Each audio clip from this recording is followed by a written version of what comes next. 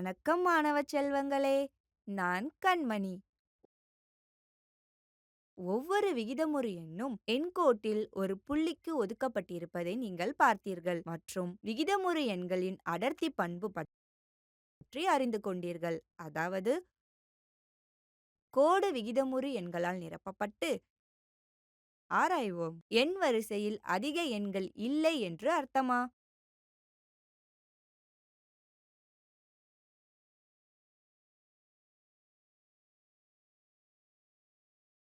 கற்றுக்கொள்வீர்கள்.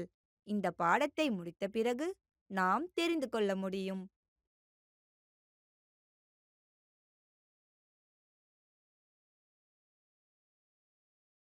எண்கோட்டில் விகிதமுறு எண்களை குறிப்பீர்கள் மற்றும் விகிதமுறா எண்களின் தசம வடிவத்தில் அவற்றை வெளிப்படுத்துவீர்கள். எண்கோட்டில் உண்மையான எண்களை காட்சிப்படுத்துவீர்கள். இந்த பாடத்தின் முக்கிய வார்த்தைகள்: எண்கள், விகிதமுறு, விகிதமுறா,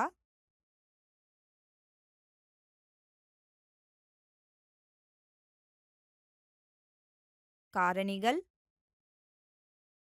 முழு எண்கள்,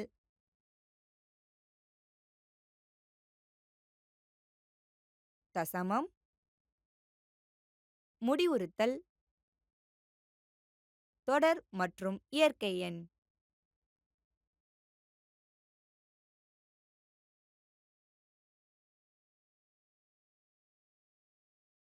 கால்கள் ஒவ்வொன்றுக்கும் ஒரு அலகு நீளமுள்ள இரு சமபக்க செங்கோண முக்கோணத்தை கவனியுங்கள். பித்தகரஸ் தேற்றத்தை பயன்படுத்தி செம்பக்க நீளம் வர்க்கமூலம் வட்ட அடைப்புக்குறிக்குள் 1 மேலிலக்கம் 2 கூட்டல் 1 மேலிலக்கம் 2 இருப்பதைக் காணலாம். கிரேக்கர்கள் இந்த வர்க்கமூலம் 2 ஒரு முழு எண் அல்லது ஒரு சாதாரண பின்னம் அல்ல என்று கண்டறிந்தனர். எண்கோட்டில் உள்ள புள்ளிகளுக்கும் அனைத்து எண்களுக்கும் இடையிலான உறவின் மீதான நம்பிக்கை உடைந்தது. வர்க்கமூலம் 2 விகிதமுறா எண் என்று அழைக்கப்பட்டது.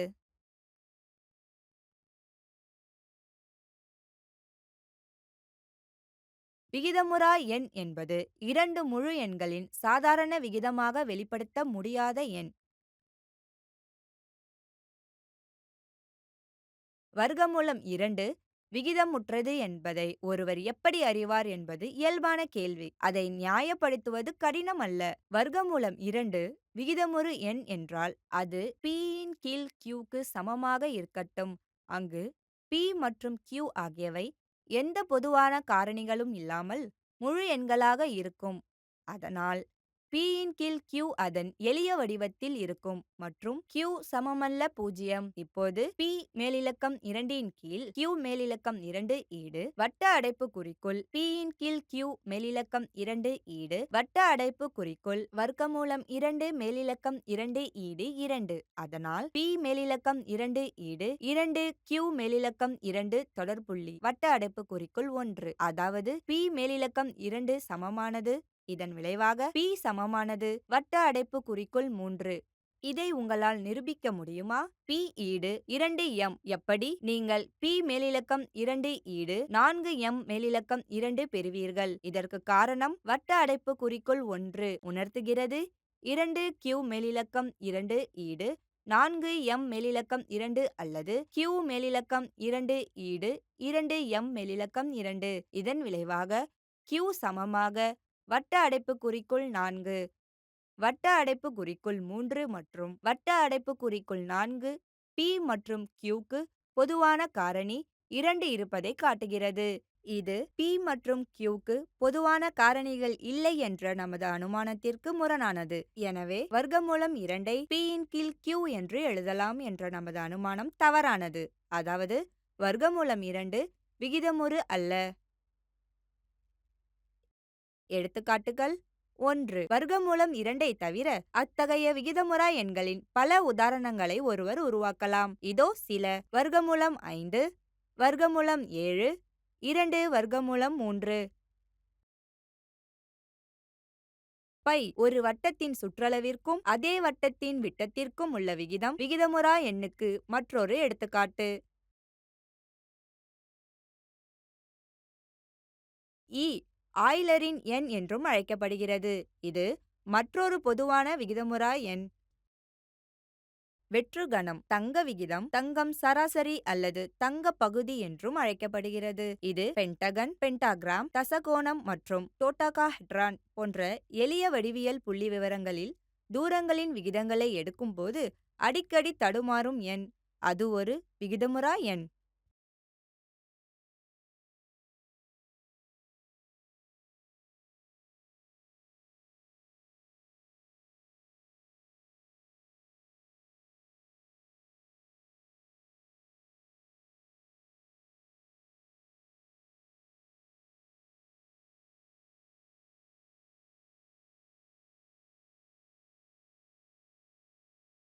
எண்கோட்டில் உள்ள விகிதமுறா எண்கள். விகிதமுறா எண்களுடன் தொடர்புடைய எண் கோட்டில் உள்ள புள்ளிகள் எங்கே? உதாரணமாக, எண் வரிசையில் வர்க்கமூலம் 2ஐ கண்டுபிடிப்போம். இது எளிதானது. வர்க்கமூலம் 2 என்பது சதுரத்தின் மூலைவிட்டத்தின் நீளம் என்பதை நினைவில் கொள்ளுங்கள். அதன் பக்கமானது 1 அலகு. எப்படி?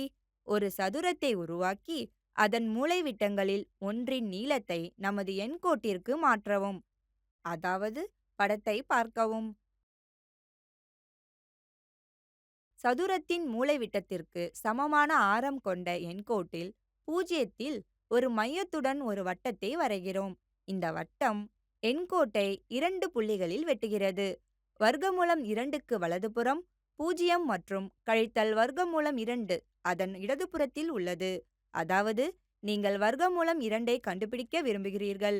கழித்தல் வர்க்கமூலம் 2ல் ஊக்கத்தொகையும் கிடைத்துள்ளது. நீங்கள் இயற்கை எண்களில் தொடங்கி அவற்றை விகிதமுறு எண்களாகவும் பின்னர் விகிதமுறா எண்களாகவும் நீட்டினீர்கள். எண் வரிசையில் மேலும் நீட்டிப்பு நமக்காக காத்திருக்கிறதா என்று நீங்கள் ஆச்சரியப்படலாம். அதிர்ஷ்டவசமாக அது நின்றுவிடுகிறது மற்றும் உங்கள் உயர் வகுப்புகளில் நீங்கள் அதை பற்றி அறிந்து கொள்ளலாம். விகிதமுறு எண்களை முடிக்கும் மற்றும் முடிவற்ற தசமமாக பிரதிநிதித்துவப்படுத்துவது விகிதமுறா எண்களை புரிந்து கொள்ள உதவுகிறது. விகிதமுறு எண்களின் தசம விரிவாக்கத்தை பார்ப்போம். விகிதமுறு எண்ணின் தசம பிரதிநிதித்துவம். உங்களிடம் பின்னமாக எழுதப்பட்ட விகிதமுறு எண் இருந்தால் நீண்ட வகுத்தல் மூலம் தசம பிரதிநிதித்துவத்தை பெறுவீர்கள். மீதமுள்ளவை எப்போதும் 0ஆக இருக்கும். பின்வரும் எடுத்துக்காட்டுகளை படிக்கவும்.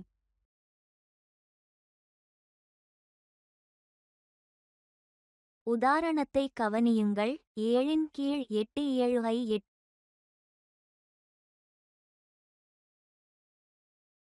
8 ஆல் வகுக்க முடியாது.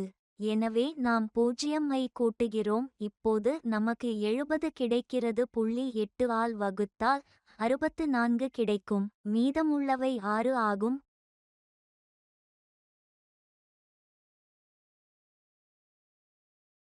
0 கீழே கொண்டு செல்லவும் நமக்கு 60 கிடைக்கிறது மற்றும் 8 7 சமன் 56 கழித்த பிறகு நமக்கு மீதி 4 கிடைக்கிறது. 0 ஐ கீழே கொண்டு சென்றால் நமக்கு 40 கிடைக்கிறது மற்றும் 8 5 இது 40க்கு சமம். மீதி 0 ஆகும். எனவே 7 கீழ் 8 சமன் 0.875 தசம பிரதிநிதித்துவம் முடியுமா? ஒரு பகுத்தறிவு எண் தசம வடிவங்களுக்கு வழிவகுக்கும். அது முடிவடையாதா? பின்வரும் உதாரணங்கள் பூஜ்ஜியமற்ற மீதியுடன். இந்த விஷயத்தில் கொஞ்சம் வெளிச்சம் போடுங்கள். உதாரணம் பின்வருவனவற்றை தசம வடிவத்தில் -4 கீழ் 11இல் பிரதிநிதித்துவப்படுத்துங்கள். தீர்வு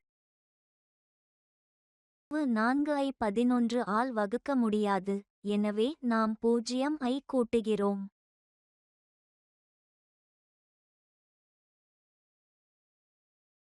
இப்போது நமக்கு 40 கிடைக்கிறது. 11 ஆல் வகுத்தால் கழிப்பதன் மூலம் நமக்கு 33 கிடைக்கிறது. மீதி 7 ஆகும். 0 ஐ கீழே கொண்டு செல்ல 70 மற்றும் 11 6 சமன் 66. மீதியை கழித்தால் 4 கிடைக்கும்.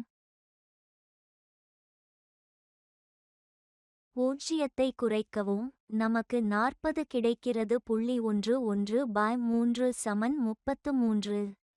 கழித்த பிறகு மீதி 7 ஆகும்.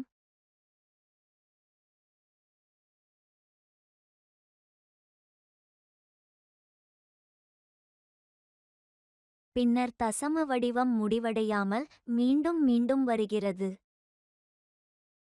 எனவே சமன் -4 கீழ் 11 சமன் -0 36. ஒரு விகிதமுறு எண்ணை வெளிப்படுத்தலாம். அல்லது ஒரு முடிவுறுத்தல். அல்லது நிறுத்தப்படாத மற்றும் மீண்டும் நிகழும், அதாவது மீண்டும் மீண்டும் நிகழும் தசம விரிவாக்கம். இந்த கூற்றின் மறுபக்கமும் உண்மைதான். அதாவது ஒரு எண்ணின் தசம விரிவாக்கம் முடிவுற்றதாகவோ அல்லது முடிவு அடையாததாகவோ மீண்டும் மீண்டும் நிகழ்வதாகவோ இருந்தால் அந்த எண் விகிதமுறு ஆகும். தசம காலம். விகிதமுறு எண்களின் தசம விரிவாக்கத்தில் மீண்டும் வரும் தசமங்களின் எண்ணிக்கை தசமங்களின் காலத்தில் நீளம் என்று அழைக்கப்படுகிறது.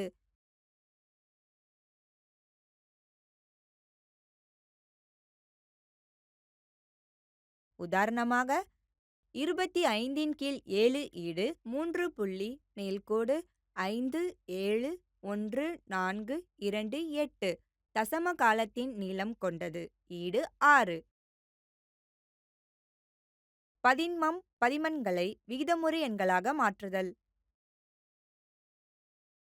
இப்போது முடிவுறும் தசமத்தை மாற்ற முயற்சிப்போம். பின்னம் வடிவத்தில் 2.945 ஐ விகிதமுறு எண்ணாக கூறவும். உங்களுக்கு தெரியுமா? 0.1 ஈடு 1 கீழ் 10, 0.01 ஈடு 1 கீழ் 100, 0.001 ஈடு 1 கீழ் 1000 மற்றும் பல. அதாவது எந்த தசம எண்ணிலும் தசம புள்ளிக்கு பின் வரும் ஒவ்வொரு இலக்கமும் 10இன் அதிகாரங்களை அதிகரிப்பதில் ஒரு வகுப்பை கொண்ட பின்னமாகும்.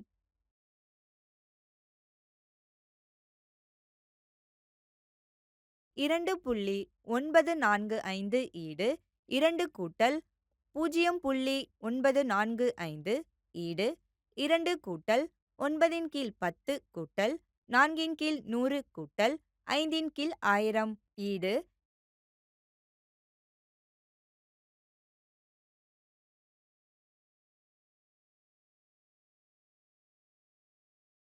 2 கூட்டல் 900 கீழ் 1000 கூட்டல் 40 கீழ் 1000 கூட்டல் 5 கீழ் 1000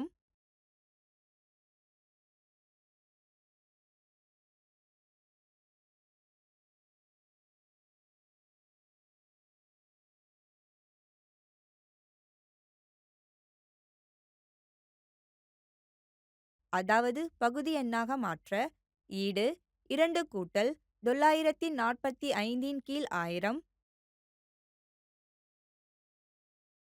ஈடு 2945 கீழ் 1000 அல்லது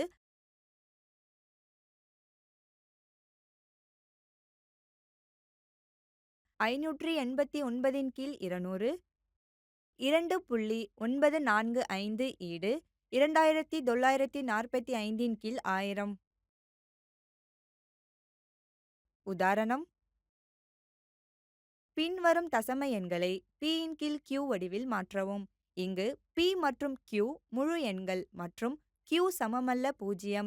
வரிசை எண் 1 0.35, வரிசை எண் 2 2.176, வரிசை எண் 3 கழித்தல் 0.0028. தீர்வு. வரிசை எண் 1 0.35 ஈடு 35 கீழ் 100 ஈடு 7 கீழ் 20.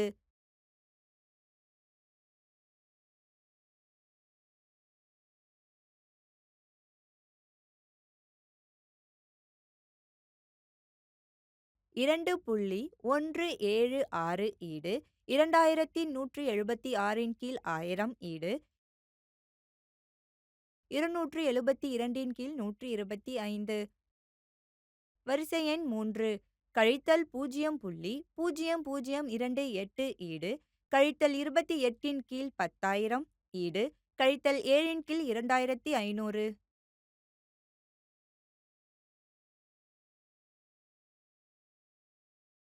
நிறுத்தப்படாத மற்றும் மீண்டும் மீண்டும் வரும் தசமங்களை விகிதமுறு எண்களாக மாற்றுதல். முடிவடையும் தசமத்தை கையாள்வது மிகவும் எளிதாக இருந்தது. 2.4 போன்ற ஒரு தசமத்தை நாம் காணும்போது 10ஆல் வகுப்பதன் மூலம் தசம புள்ளியில் இருந்து விடுபடுகிறோம். இவ்வாறு 2.4 ஈடு 24 கீழ் 10 இது 12 கீழ் 5 என எளிமைப்படுத்தப்படுகிறது. 12 ஆனால் நம்மிடம் ஒரு தசமம் இருக்கும்போது பிரச்சனை என்னவென்றால் நம்மிடம் நான்குகளின் எல்லையற்ற எண்கள் இருப்பதால் வகுப்பில் பூஜ்ஜியங்களின் எண்ணற்ற எண் தேவைப்படும்.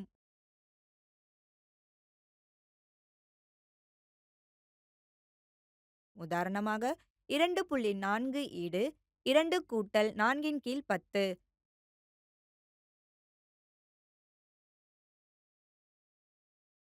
2.44 ஈடு 2 கூட்டல் 4 கீழ் 10 கூட்டல் 4 கீழ் 100.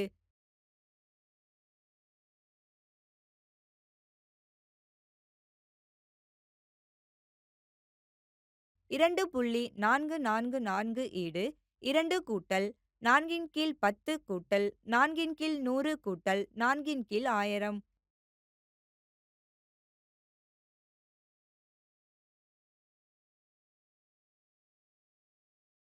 எல்லையற்ற நாட்கள் மற்றும் அவர்களுடன் வேலை செய்வது எவ்வளவு கடினமானது. எல்லையற்ற வரிசையை நாம் ஏதாவது ஒரு வழியில் அகற்ற வேண்டும். எல்லையற்ற வரிசையின் நல்ல விஷயம் என்னவென்றால் அதிலிருந்து 1, 2 அல்லது அதற்கு மேற்பட்ட 4ஐ நாம் விலக்கினாலும் அந்த வரிசை எல்லையற்றதாகவே இருக்கும். x ஈடு 2.4 தொடர்புள்ளிகள் வட்ட அடைப்புக்குறிக்குள் 1. பிறகு 10x ஈடு 24.4 தொடர்புள்ளிகள் வட்ட அடைப்புக்குறிக்குள் 2 சதுர அடைப்புக்குறிக்குள். நீங்கள் 10ஆல் பெருக்கும்போது தசமம் ஒரு இடத்தை வலப்புறமாக நகர்த்துகிறது. ஆனால் உங்களிடம் இன்னும் எல்லையற்ற நாட்கள் உள்ளன.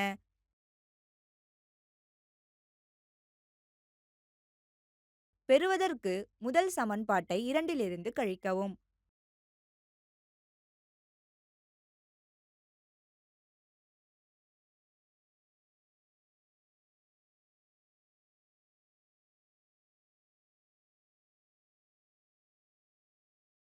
ஒன்பது எக்ஸ் ஈடு 24.4 தொடர்புள்ளிகள் கழித்தல் 2.4 தொடர்புள்ளிகள் ஈடு 22 சதுர அடைப்புக்குறிக்குள் இன்ஃபைனைட் 48 எல்லையற்ற நாட்களை கழித்துவிட்டு 24 கழித்தல் 2 ஈடு 22.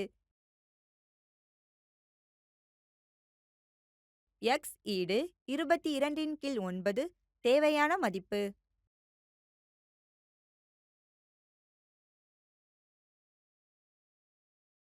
எந்த எண்ணையும் நிறுத்தாதே. மீண்டும் மீண்டும் வரும் பகுதியை ஒரு பின்னமாக மாற்ற அதே தர்க்கத்தை பயன்படுத்துகிறோம்.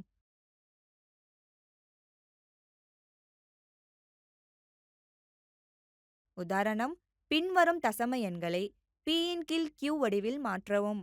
வட்ட அடைப்புக்குறிக்குள் p, q மூலகம் z மற்றும் q சமமல்ல 0.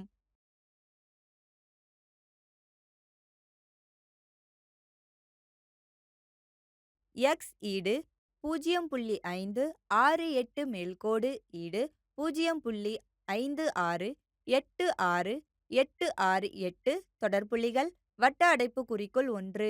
இங்கே மீண்டும் வரும் தசம இலக்கம் 68 ஆகும். இது தசம புள்ளிக்கு பிறகு இரண்டாவது இலக்கமாகும். எனவே சமன்பாட்டை வட்ட அடைப்புக்குறிக்குள் 1 10ஆல் பெருக்கவும். 10x ஈடு 5.686868 தொடர்புள்ளிகள் வட்ட அடைப்புக்குறிக்குள் 2. இப்போது தசமத்தின் காலம் 2. சமன்பாட்டை வட்ட அடைப்புக்குறிக்குள் 2 100ஆல் பெருக்கவும். 1000x ஈடு 560.686868 தொடர்புள்ளிகள் வட்ட அடைப்புக்குறிக்குள் 3. வட்ட அடைப்புக்குறிக்குள் 3 கழித்தல் வட்ட அடைப்புக்குறிக்குள் 2 அரைப்புள்ளி 990 எக்ஸ் ஈடு 563 அல்லது எக்ஸ் ஈடு 563 இன் கீழ் 990.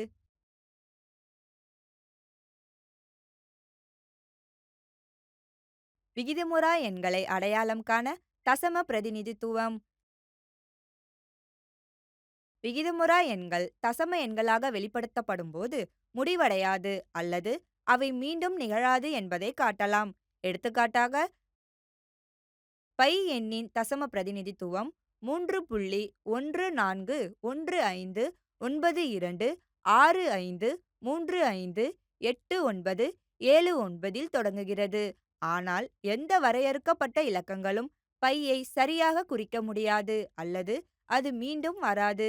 பின்வரும் தசம விரிவாக்கங்களை கவனியுங்கள். 0.1011001111 தொடர்புள்ளிகள். 3.0120121212 தொடர்புள்ளிகள். 12.2323202233 வர்க்கமூலம் 2 ஈடு 1.4142135624 தொடர்புள்ளிகள். மேலே உள்ள எண்கள் முடிவடைகிறதா அல்லது திரும்ப திரும்ப வருகிறதா மற்றும் முடிவடையாததா? இல்லை, அவை முடிவடைவதும் இல்லை, நிறுத்துவதும் இல்லை. முடிவடையாத மற்றும் திரும்ப திரும்ப வராத தசம விரிவாக்கம் கொண்ட எண் ஒரு விகிதமுறா எண்.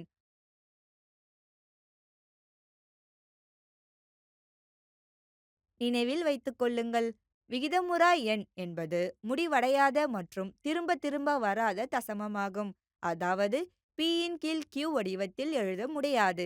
இங்கு p மற்றும் q இரண்டும் முழு எண்கள் மற்றும் q சமமல்ல 0 ஆகும். அனைத்து விகிதமுறு எண்கள் மற்றும் அனைத்து விகிதமுறா எண்களின் ஒன்றியம் உண்மையான எண்களின் தொகுப்பு என்று அழைக்கப்படுகிறது.